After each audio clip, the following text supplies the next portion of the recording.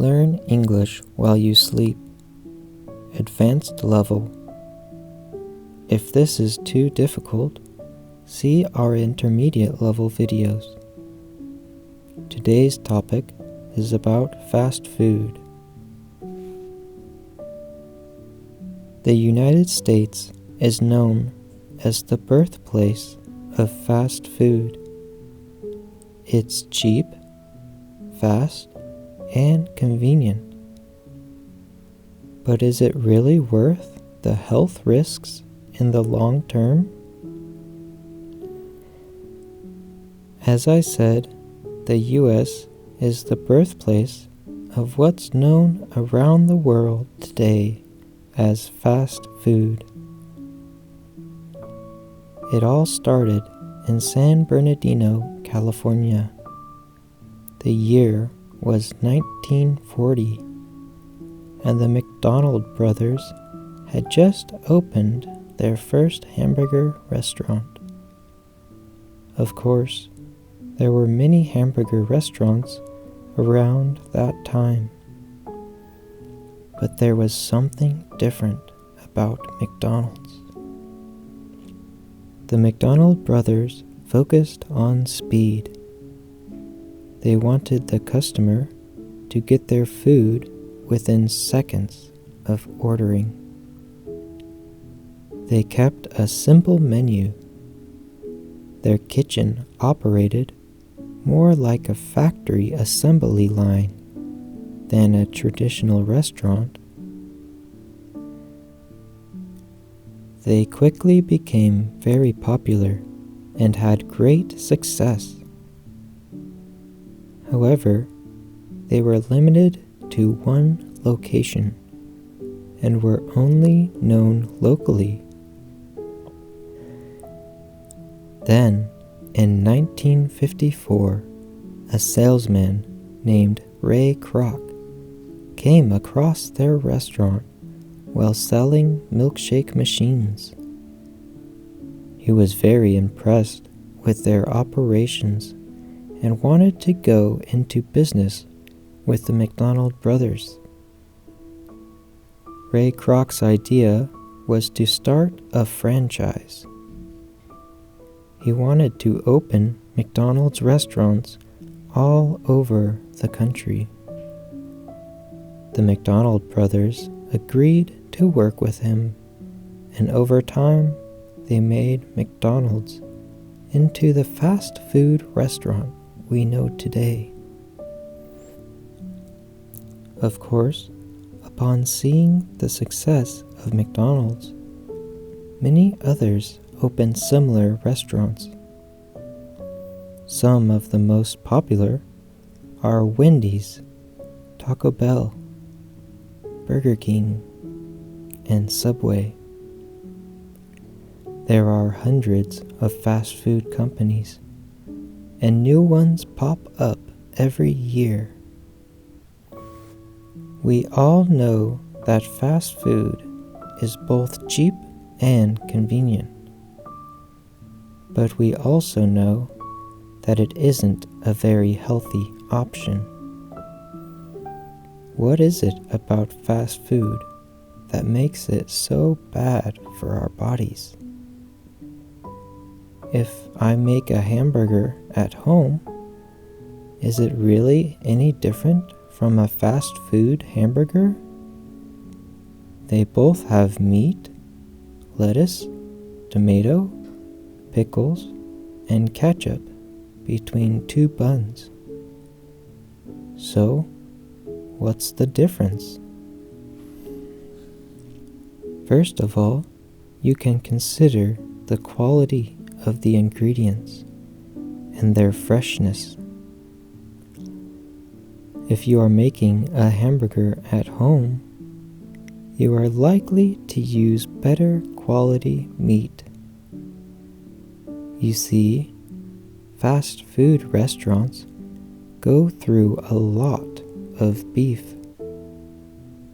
They need to be able to find suppliers that can produce enough meat for them in order to grow beef. companies will inject their cattle with all sorts of steroids and chemicals that make them grow unnaturally. Then it's time to butcher the cow and process the meat. The meat will need to be shipped long distances and be frozen until it reaches the frying pan. In order to help the meat last as long as possible, they add preservatives, which aren't good for our bodies.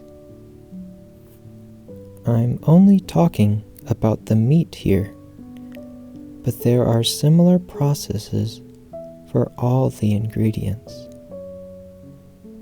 The biggest concern of the supply companies is to grow as much food as quickly as possible.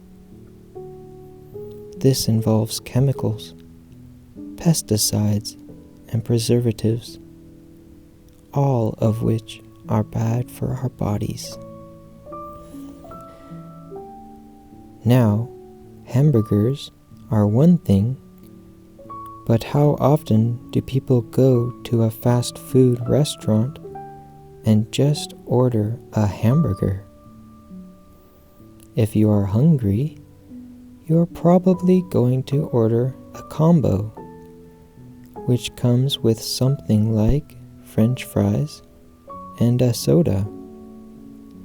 These, of course, are even less healthy than the hamburger.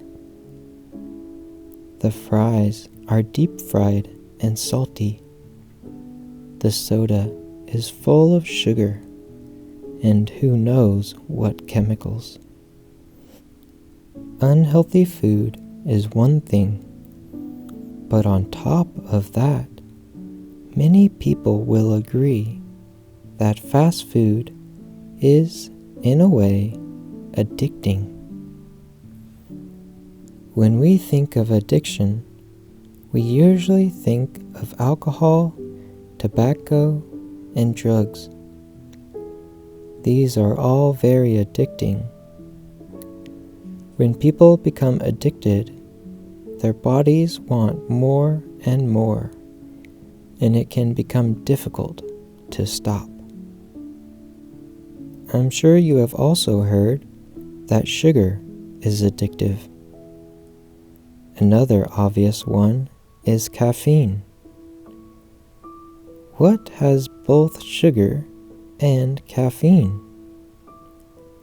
That's right, soda does. And what goes well with soda? Salty foods. A lot of fast foods are extra salty. One reason is because salt is a preservative. It prevents the food from going bad. But some would argue that fast food is extra salty so that you crave a sweet, refreshing soda to wash it down. This combination of salty and sweet can be very addictive and will keep you coming back for more. This makes great business for fast food companies. After listening to this lesson, do you feel a craving for fast food? Or does it make you want to eat less? I have to admit, my mouth started watering a bit when talking about salty fries and sweet soda. I know I eat way more fast food than I should. Sometimes it is just so convenient. But I try not to always give in to the cravings of my body. I like to stop myself and ask, is this the best choice? Do I have time to make some food at home? Am I just reacting to an addiction? And I have to admit, sometimes my stomach is stronger than my brain.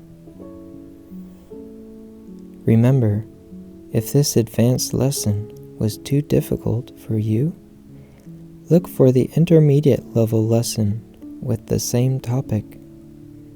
Until next time, have a wonderful day.